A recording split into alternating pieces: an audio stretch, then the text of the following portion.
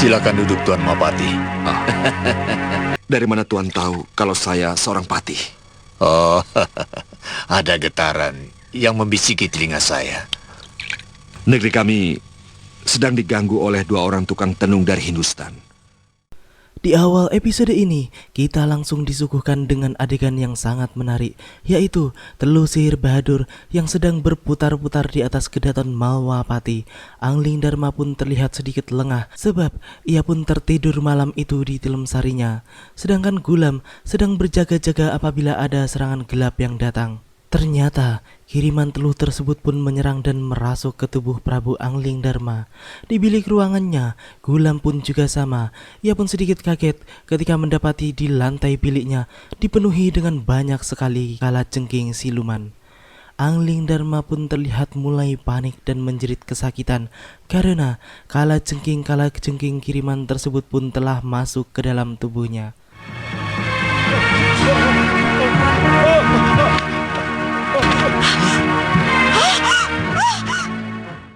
Sedangkan Gulam pun mendapat serangan dari kalajengking jadi-jadian tersebut. Ia pun dengan sigap menepis serangan jarak jauh para kalajengking tersebut dengan pedang saktinya.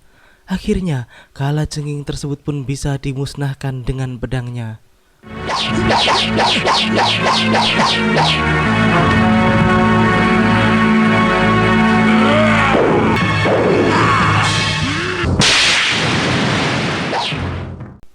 Sementara itu, Suliwa dan Salim yang sedang berjaga-jaga di luar ruangan pun menjadi terkejut mendengar teriakan Gulam, sehingga mereka pun cepat-cepat menuju bilik Gulam. Setelah mendengar penjelasan Gulam bahwa dirinya baru saja berhadapan dengan siluman kalajengking, Suliwa pun teringat akan Prabu Angling Dharma. Mereka bertiga pun segera berlari menuju tilem sari sang Prabu.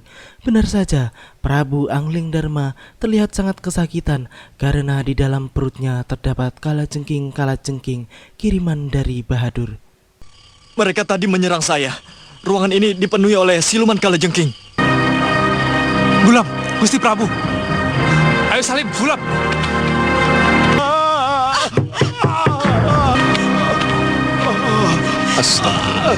Gulam, cepat tolong Gusti Prabu. Gulam pun kemudian segera menempelkan tangannya pada perut sang Prabu. Ia pun segera menarik keluar paksa kalajengking kiriman tersebut dan melemparkannya sampai mati dan binasa.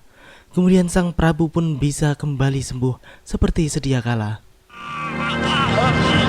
Tuhan Paduka.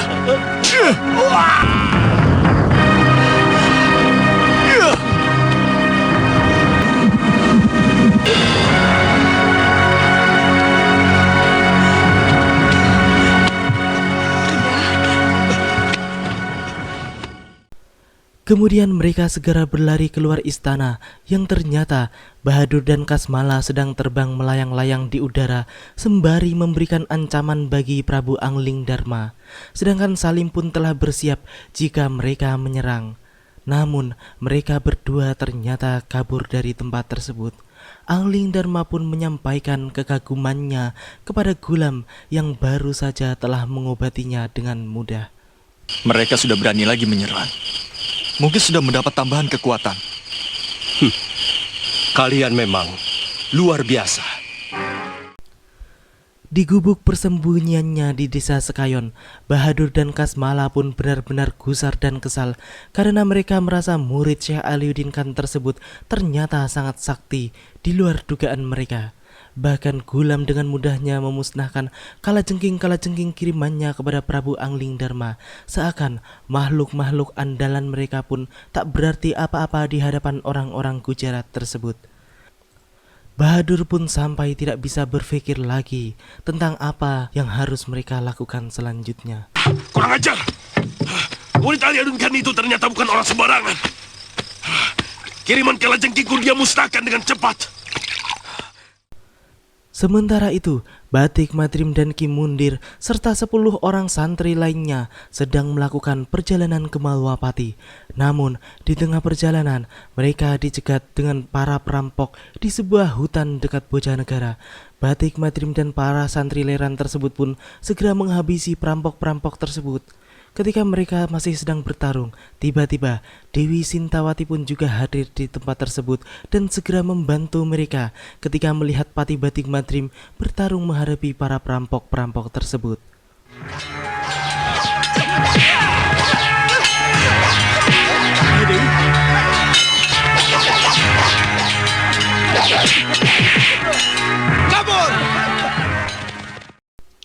Dewi Sintawati pun kemudian menceritakan bahwa ia juga pernah menolong orang Gujarat di daerah Bandar Lampung ketika sedang dirampok. Ia pun juga mempertanyakan Patih Batik Madrim ada urusan apa sehingga bersama orang-orang asing Leran tersebut.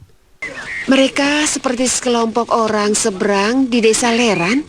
Benar, Nyi Sanak. Kami adalah orang Gujarat yang merantau ke Jawa Ripa.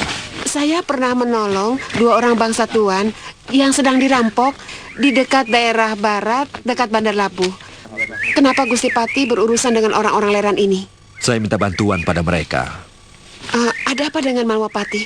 Dan ada apa dengan orang-orang ini? Nanti saya ceritakan. Malam itu di markasnya, Bahadur pun memberitahu Kasmala bahwa Malwapati akan mendapatkan bantuan orang-orang Islam dari arah timur. Mereka pun berencana untuk mencegah orang-orang tersebut supaya tidak bisa sampai ke Malwapati. Kasmala pun menyarankan kepada gurunya bahwa mereka harus membunuh Patih Batik Madrim terlebih dahulu.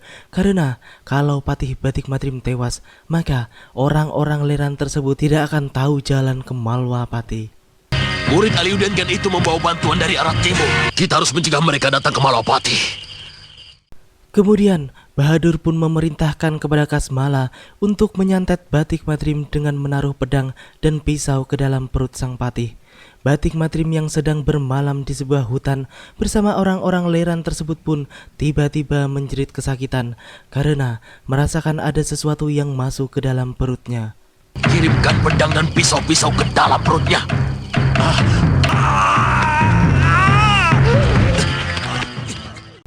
Orang-orang Leran tersebut pun segera bertindak. Mereka pun segera membuat lingkaran dan Ki Mundir pun menempelkan tangannya ke bagian perut Batik Madrim dan menyedot kiriman-kiriman benda-benda tajam dari Kasmala dan Bahadur. Ki Mundir pun berhasil menarik 3 belati dan 1 buah pedang dari dalam perut Batik Madrim. Ia pun kemudian memanjatkan doa untuk mengembalikan perut Batik Madrim menjadi seperti sedia kala. Mungkin Gusti Patih ada yang mengirim terus sihir.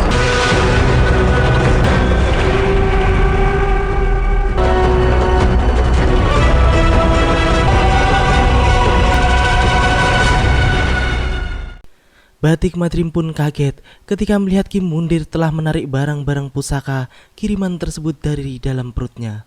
Ki Mundir pun kemudian mengembalikan senjata-senjata tersebut pada Kasmala yang telah mengirim barang-barang laknat tersebut.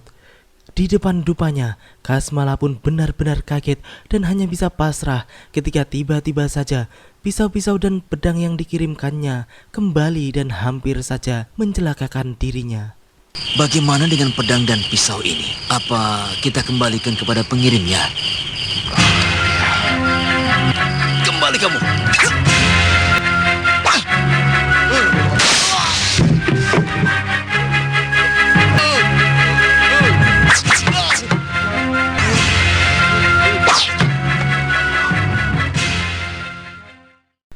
Setelah kejadian tersebut, Batik Madrim dan Ki Mundir pun tidak tidur untuk mengatasi hal-hal yang tidak diinginkan.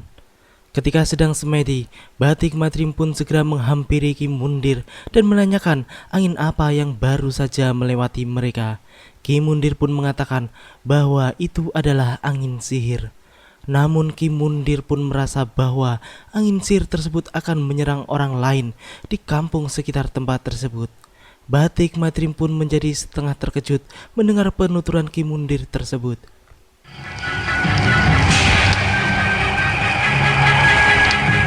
Angin apa itu, Ki Mundir? Kelihatannya masih sejenis sihir juga, Gusti Patih. Tapi yang saya tidak mengerti, kenapa dia tidak jatuh kemari?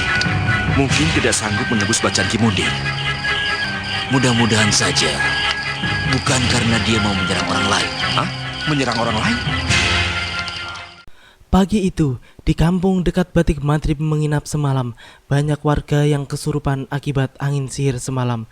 Para penduduk pun heboh dan bingung, tidak tahu apa yang harus mereka lakukan. Mereka pun akhirnya berbondong-bondong untuk pergi ke tempat Kirguna Mantra, dukun yang terkenal di desa tersebut.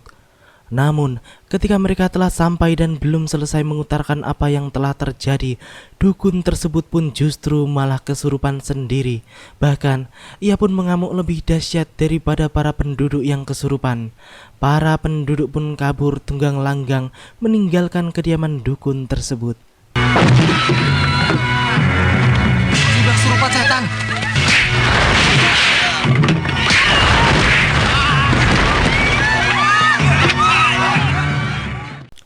Sementara itu, rombongan Patih Batik Madrim pun pagi itu telah memasuki desa kesurupan tersebut. Kim Mundir pun merasakan hawa sihir di tempat tersebut.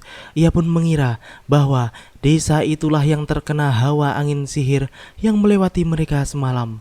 Kelihatannya daerah ini yang terkena angin sihir yang tadi malam itu, Gusti. Saya merasakan hawanya. Para penduduk yang melihat kehadiran mereka pun menjadi salah paham. Mereka mengira bahwa rombongan Batik Madrimlah yang mengacaukan desa mereka dengan mengirim teluh. Mereka semua pun menyerang rombongan Patih Batik Madrim. Namun pertarungan hanya berjalan sebentar karena kemudian Kim Mundir pun menjelaskan siapa mereka sebenarnya. Kim Mundir pun segera membuktikan omongannya dengan mencoba untuk menyembuhkan dukun desa tersebut yang sedang kesurupan berat. Ki Mundir pun membacakan ayat suci yang kemudian membakar tubuh makhluk tersebut dan membinasakannya sehingga Ki Dukun pun akhirnya bisa kembali seperti sedia kala. Takut!